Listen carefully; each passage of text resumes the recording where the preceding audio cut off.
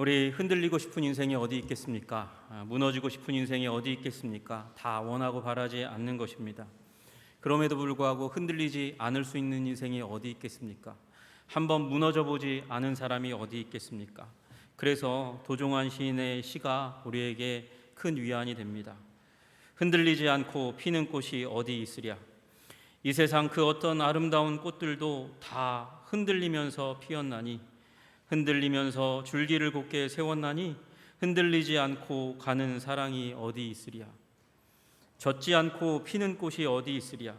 이 세상 그 어떤 빛나는 꽃들도 다 젖으며 피었나니, 바람과 비에 젖으며 꽃잎 따뜻하게 피웠나니 젖지 않고 가는 삶이 어디 있으랴. 어떤 삶이든지 흔들리고 또 비를 맞으면서 그 가운데서 자라납니다. 성장합니다. 그리고 꽃을 피웁니다. 그러나 이 흔들림이 너무 심하지 않기를 우리는 원하잖아요. 그 흔들림이 무너짐으로 이어지지 않기를 우린 원하잖아요. 이정로라는 시인이 심지어는 이렇게 했습니다. 흔들리지 않으면 불안하다. 나는 흔들리며 왔다.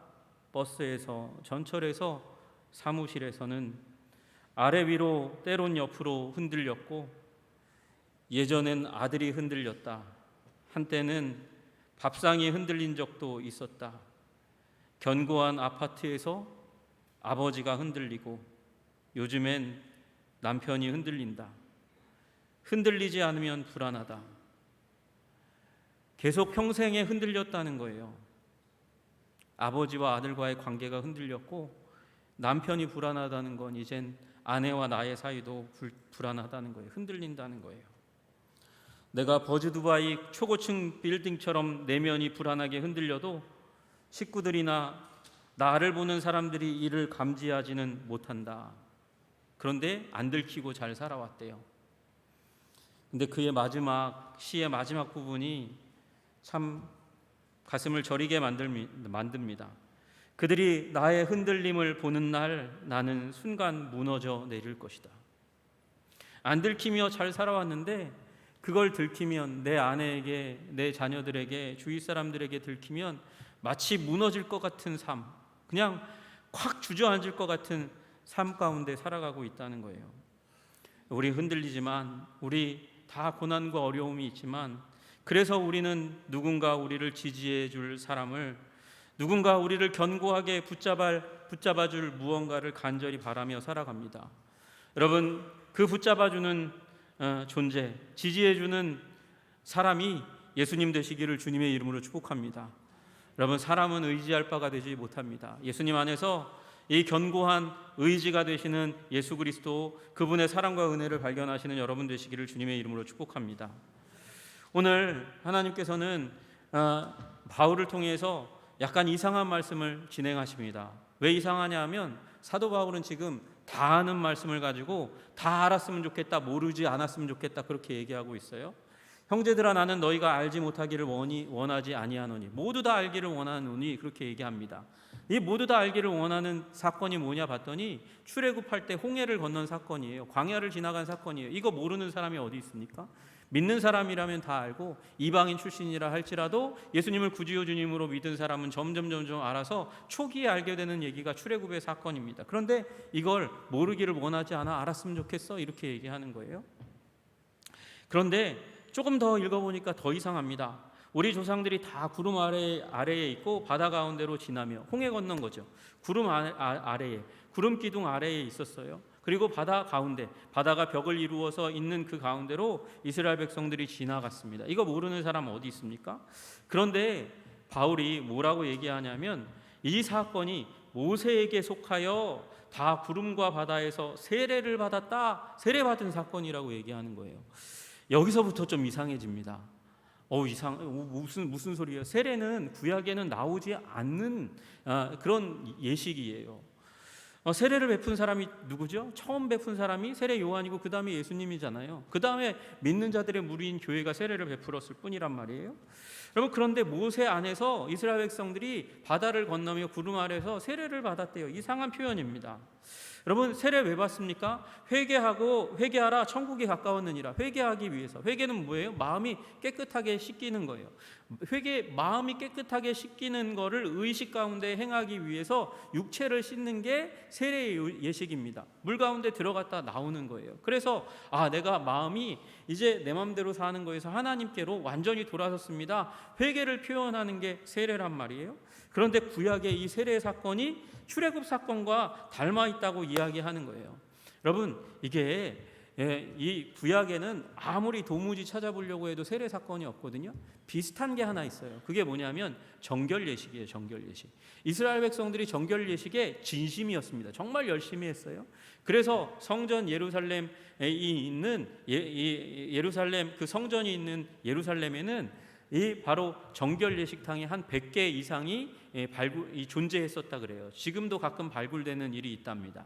정결 예식탕이 왜 그렇게 중요하냐? 이스라엘 백성들이 성전에 올라가려면 반드시 정결 예식탕에서 정결 예식을 행해야 되는데, 이 정결 예식을 행하려면 이 정결 예식탕이 어떻게 되어 있어야 되냐면 온몸을 다 닦을 수 있어야 되고 흐르는 물이어야 돼요. 담겨져 있는 물로는 안 돼요. 흐르는 물 가운데 있어야 돼요. 그래야 정결 예식이 정확하게 이루어지는 거예요. 여러분, 이스라엘 백성들의 정결 예식 가운데 한 부분을 표현하는 거예요. 이 나병 걸린 환자에게 얘기하는 건데, 정결함을 받는 자는 그의 옷을 빨고 모든 털을 밀고 물로 몸을 씻을 것이라. 그리하면 정하리니.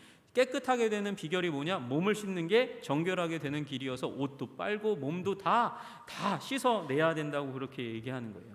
여러분, 이 정결 예식과 이 메시아닉 주, 그러니까 유대인 가운데서 예수님을 믿는 사람들이 이 말씀을 읽고 사실은 이상하게 여겨야 되는데, 이 말씀을 읽고 너무도 당연하게 여기고 맞다고 얘기한다는 거예요. 왜? 정결 예식과 너무도 닮아 있으니까.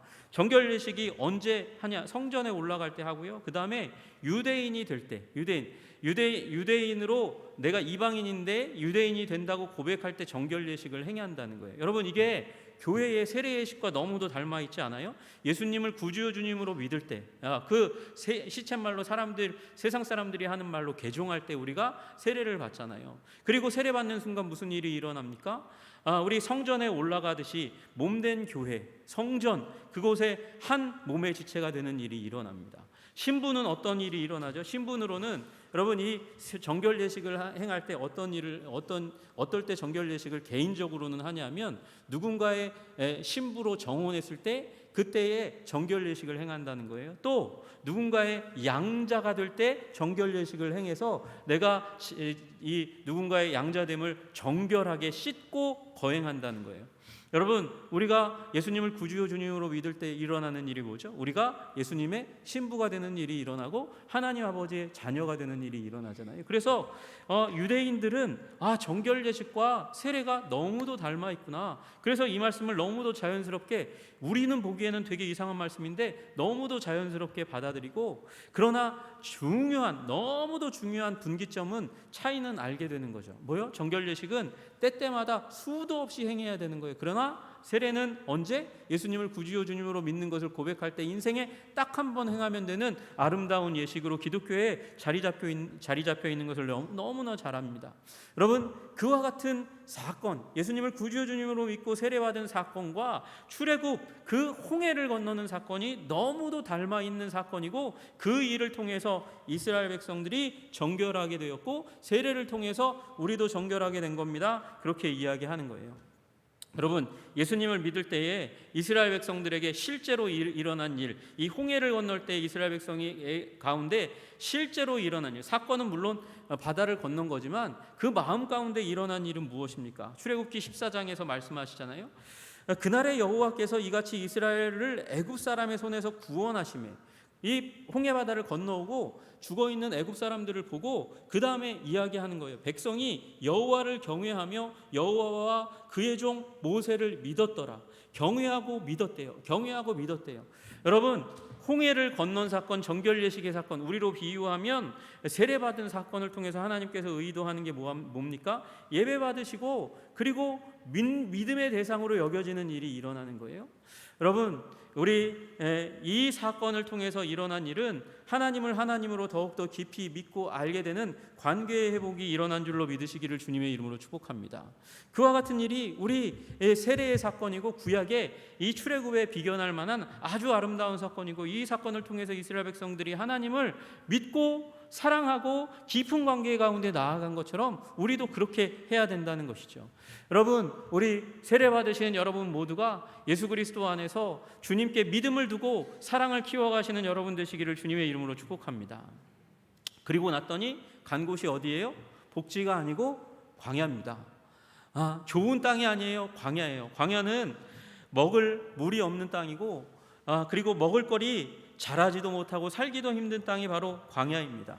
그래서 그 광야에 들어가면 공급해 주시지 않으면, 누군가 공급해 주시지 않으면 죽습니다. 우리 장로님이 기도해 주신 대로 한 사람이, 정치인 한 사람이 이제 10며칠밖에 금식을 안 했는데 생명이 위험하다고 이야기하잖아요. 여러분, 우리 이스라엘 백성들이 광야 가운데 가면 가지고 간 짐승들이 있고 먹을거리가 있지만 한 달이 지나지 않아서 죽음에 직면했을 거예요. 그런데 하나님께서 그 가운데, 그 광야 가운데서 무엇을 주십니까? 다 같은 신령한 음식을 주셨다는 거예요. 다 같은 신령한 음료를 마셨다는 거예요. 신령한 음식, 양식과 또 음료를 마셨다, 그렇게 말씀하십니다. 여러분, 여기 말씀하시는 신령한이라는 말은, 푸뉴마티코스라는 말은 푸뉴마에서 온 말이거든요. 푸뉴마가 뭐냐? 신약 성경에서 성령을 지칭할 때 제일 많이 사용하는 성령님의 단어가 푸뉴마예요. 그거 말고도 바람을 얘기할 때 푸뉴마라고 얘기하고, 숨 쉴 때 숨을 얘기할 때도 푸뉴마라고 얘기해요. 푸뉴마는 숨은, 영은, 바람은 보입니까? 보이지 않습니까? 안 보이죠. 있는 건 아는데 실체를 이렇게 잡기는 어려운 게 푸뉴마예요. 그런데 그 푸뉴마와 비슷하게 신령한 이 음식과 이 음료가 신령한 것이었대요. 아니, 안 맞는 거 아니에요? 주님께서 주신 양식은 만나잖아요. 만나는 실제로 가져다가 그릇에 담아다가 먹으면, 씹으면 목구멍에 넘어가서 배를 배부르게 하는 게 만나였어요. 물질적인 거예요. 이거 분명히 물질적인 거예요. 실제예요. 마찬가지죠. 음료도, 물도 주님께서 반석을 치게 하셔서 나오시기도 하셨고, 그리고 12샘에서 나오게도 하시고, 마라에 쓴물이 있는데 그 쓴물에 나뭇가지를 집어던지니까 단물이 되게 하심으로 말미암아 먹었던 실제적인 목구멍을 넘어가는, 실제적으로 가람을 해가라는 물이었어요. 그런데 이걸 신령하다고 얘기해요. 실체적인 게, 그게 실체가 아니라고 얘기하는 거죠. 사실 성경은 그 먹었던 만나가 실체가 아니고 마셨던 물이 실체가 아니다, 그렇게 이야기하는 거예요. 여러분, 이 먹고 마신 물과 양식을 통해서 하나님이 의도하시고 목적하신 게 무엇입니까? 하나님과 이스라엘 백성 사이에 관계를 더욱더 풍성하고 견고하고 돈독하게 하시기 위해서 하나님께서는 광야로 집어넣으셨고, 그곳에서 만나를 주시고 물 없는 곳에서 음료를 주신 거예요. 그래서 신령하다고 이야기하는 것이죠. 여러분, 이스라엘 백성들이 그 신령한 음료와 음식을 먹었습니다. 어디로부터요? 이 신령한 음식이, 신령한 물이 어디로부터 나왔다고 얘기할까요? 여러분, 거기 보니까 반석으로부터 마셨대요. 이상한 말이에요. 반석은 물만 줬는데 양식도 반석이 준 것처럼 성경은 쓰여져 있는 것 같아요. 바울이 뭘 착각한 거 아닐까요? 그러고 보니까 바울이 또 하나 이상하게 착각한 게 있는 것 같아요. 이거 들어가면 안 될 단어 같은데 거기다 집어넣었어요. 따르는 신령한 반석으로부터. 누구를 따라요? 그들을 따르는. 그들이 누구예요? 이스라엘이에요. 이스라엘을 따르는, 쫓아다니는 반석으로부터 마셨대요. 아니, 반석이 무슨 발이 달렸나? 반석이 무슨 이스라엘 백성들을 따라다녔대? 그리고 우리가 알고 있는 하나님께서 이스라엘 백성들과 함께하는 것으로의 표징은 뭐였어요? 구름 기둥과 불기둥이었잖아요. 구름 기둥과 불기둥은 이스라엘 백성들과 함께하되 이스라엘 백성들 앞에 갔지 뒤따라가지 않았어요. 지금 이건 구름 기둥도 얘기하는 게 아니에요. 이건 신령한 반석이 그들 이스라엘 백성들과 함께했고 따르는, 뒤쫓아갔다는 거예요. 뒤쫓아 왜 갔을까? 여러분, 뒤쫓아가는 거, 그 의미를 잘은 모르지만, 여러분, 우리 어렸을 때부터 태어났을 때, 특히 태어났을 때, 자라갈 때 내 뒤를 쫓아다녔던 어떤 존재에 대해서 혹시 기억나세요? 기억은 잘 안 나도 이제 인정은 하죠. 알죠. 내가 천방지축 무슨 행동을 할지 모르는 그때에, 어떤 짓을 저지르며 살아갈지 모를 그때에 내 뒤에 있어서 나를 돌보고 내 뒤를 쫓아다니면서 혹시 내가 위험한 곳을 들면 그걸 낚아채기도 하시고, 그리고 내가 뭘 먹어야 될지 모를 때, 이상한 거 입에 집어넣을 때 그걸 꺼내기도 하고, 그리고 정말 바른 먹거리를 먹여주셨던 우리 어머니와 같은 존재로 그 신령한 반석이 이스라엘 백성들을 쫓아다녔다는 거예요. 여러분, 이건 이 르비딤에서 모세가 반석을 쳐서 물이 나왔던 그 반석, 또 신광야 가데스에서 하나님께서 모세에게 이 반석에서 물을 내라 그렇게 말했을 때 모세가 이 혈기가 나가지고 지팡이로 반석을 쳤잖아요. 그래가지고 모세가 이제 가나안에 못 들어가는 그런 하나님의 판정을 받았는데, 그때의 부서진 반석, 그 반석으로부터 유추해서 이스라엘과 영원히 함께하는 하나님을 말씀하시는 거예요. 하나님. 여기 반석은 하나님이지, 그 반석이, 그 두 번 깨졌던 그 반석이 계속해서 쫓아다녔다는 것을 의미하는 것이 아니라는 거죠. 여러분, 시편 18편 2절에 그렇게 말씀하세요. 여호와는 나의 반석이시요 나의 요새시요 나를 건지시는 이시요 나의 하나님이시요 내가 그 안에 피할 나의 바위시요 나의 방패시요 나의 구원의 뿌리시요 나의 산성이시로다. 여러분, 이 말씀 가운데서 반석, 바위, 산성은 다 같은 말이에요. 다 같은 말이에요. 같은 의미를 가지고 있는 말이에요. 여러분, 반석 가운데 피할 줄 아는 짐승이 있어요. 그게 바로 사반이라는 짐승이에요. 잠언 30장 24절에 땅에 있는 짐승, 지혜로운 짐승 넷이 있는데 그 중에 하나를 26절에 기억해요. 사반이라는 짐승인데 저게 사반이에요. 쥐보다 조금 큰 쥐같이 생겨있는 설치류와 같은 그런 짐승인데, 저 짐승은 연약해요. 힘이 없어요. 그래서 그래도 종을 계속해서 이어갈 수 있는 이유가 뭐냐? 바위 틈에 저렇게 숨어 있다가 날짐승이 날라오면 저 좁은 바위 틈 자기 집을 만들어 놓고 거기로 쏜살같이 도망가요. 그래서 독수리가 아무리 빨리 찍어내리면서 날라와서 탁 낚아채려고 해도 한 2초만 시간이 있으면 저기로 숨어 들어가지고 생명을 건질 수 있는 거죠. 여러분, 그게 바로 피할 바위라는 거예요. 그걸 보면서 이 시편의 기자는, 다윗과 같은 사람들은 주님께서 우리의 피할 바위, 원수가 적들이 나를 에워싸고 둘러싸고 죽이려고 쫓아와도 저 피할 바위와 같은 존재가 있으면 내가 살아날 텐데, 주님, 당신이 나의 피할 바위가 되어 주시옵소서. 여러분, 반석 안에서 여러분 그 피할 바위, 그 틈을 발견하시는 여러분 되시기를 주님의 이름으로 축복합니다. 여러분, 원래 반석은 평평하고 넓은 산과 같은 큰 돌을 이 페트라 반석이라고 얘기합니다. 이 반석은 안정감을 주죠. 그 위에 있으면 흔들리지 않아요. 지진이 일어나도 땅은 무너질 수 있지만 바위는 깨어지지 않으니까 얼마나 큰 안정감이 있습니까? 게다가 그 높이에 있으면 적군이 쫓아 올라와도 위에 있잖아요. 그러니까 전쟁에서 승리할 수 있는 힘이 있어요. 지형지물이 아주 좋아요. 전쟁에 승리할 수 있는 능력을 주는 곳이 바로 바위입니다. 페트라입니다. 반석입니다. 그래서 사람들은요, 그 반석 위에다가 요새를 짓고 산성을 지어서 적군을 물리치는 일을 했단 말이죠. 여러분, 지금 에돔의 수도 페트라의 그런 유적이 남아있어요. 그처럼 든든하고 강력한 이 요새, 그것이 바로 반석입니다. 그 반석은 능력을 주고 안전을 주고 보호를 주는 피난처입니다. 그와 같은 존재가 바로 하나님이라고 그래서 얘기하는 거예요. 그는 반석이시니 그가 하신 일이 완전하고 그의 모든 길이 정의롭고 진실하고 거짓이 없으신 하나님이시니 공의로우시도다 바르시도다.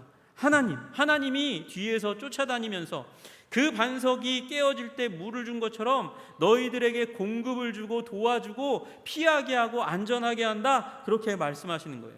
여러분, 그 반석과 같은 하나님이 쫓아다니시다가 이스라엘 백성들에게 반석이 깨어질 때 무슨 일이 일어나는지 보여준 게 두 번의 사건이잖아요. 그때 딱 깨지니까 물이 철철철철 터져 나와요. 그래서 몇 명이나 먹었게요? 몰라요, 정확하게. 장정만 60만 명이니까 보통 200만 명 추산합니다. 200만 명이 먹을 물이라면 어마어마한 양의 물이 쏟아져 나와서 이스라엘 백성 목마른 자들, 그래서 죽음으로 내리꽂고 있는 그 생명을 건지신 거예요. 살리신 거예요. 그 목마름을 해결하였습니다. 여러분, 그와 같은 목마름에서 우리 주님께서, 우리 하나님께서 우리를 채우시는 줄로 믿으시기를 주님의 이름으로 축복합니다. 그런데 어떻게 채우시냐? 동행하시는 그 반석이 그리스도라는 사실을 믿을 때 우리를 200만 명을 해결하셨던 그 하나님을 만나는 게 아니라 온 인류의 목마름과 온 인류의 배고픔을 해결하시는 하나님을 만날 수 있을 줄로 믿으시기를 주님의 이름으로 축복합니다.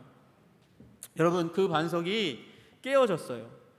왜 이쪽에서는 지팡이로 쳐서 깨뜨리라고 얘기하셨고, 그 이스라엘 백성의 40년 광야 초기에는 그렇게 깨뜨려서 하라고 하셨고, 이 이후에는 아니 지팡이로 그거 뭐 큰 일이라고 그걸 바위를 주님께서 야 물 내라 그렇게 얘기하셨을 때 지팡이로 치니까 분노하셨을까요?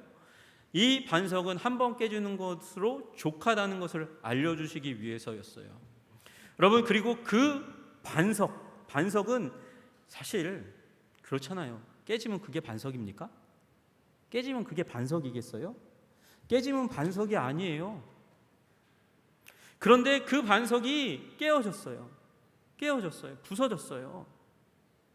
그게 르비딤이라고 얘기하는 곳에 새로운 이제 이스라엘 백성들이 출애굽해서 이렇게 이동했던 그 홍해, 이렇게 시나이 반도라고 부르는 삼각형 반도가 있는데 그쪽 왼쪽에 바다를 건넌 게 홍해 건넌 사건이라고 얘기하는데, 이제 그 반도 말고 새로운 루트를 발견하신 분이 있어요. 이게 아마 더 맞는 걸 거예요. 그래서 시나이 반도가 있으면 그 오른쪽으로 건너는 그 홍해 루트라고 부르는 우리가 얘기하는 걸프전의 그 만을 건너서 갔더니 거기에 아까 방금 보여주셨던, 지금 보여주세요.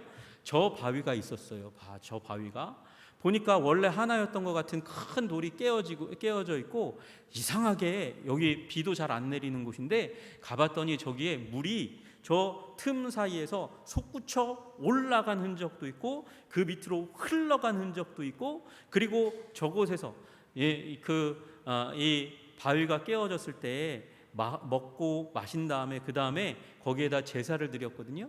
심지어 저 밑에 제사를 드린 것과 같은 제단의 모습도 있는 곳이 사우디아라비아 쪽에 그렇게 남아 있다는 거예요.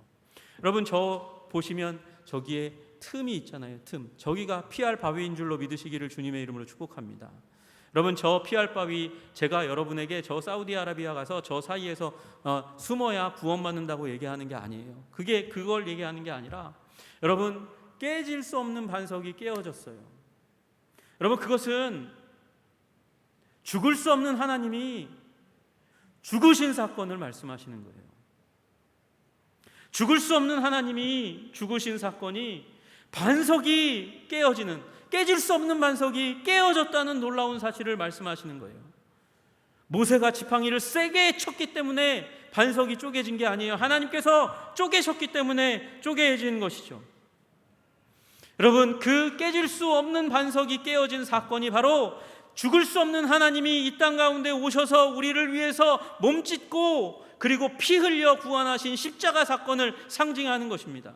우리가 매월 첫째 주에 우리 예배 가운데서 성만찬 예식을 합니다. 여러분, 그 성만찬 예식이 신령한 양식과 신령한 음료를 마시는 시간이에요.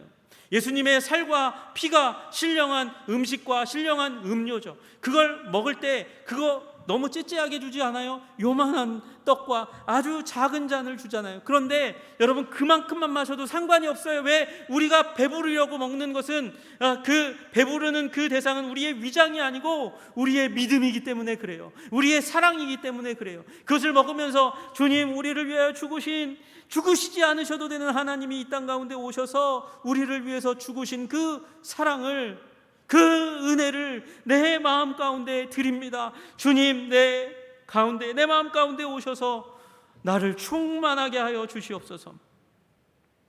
여러분, 예수님이 쫓아오셨어요.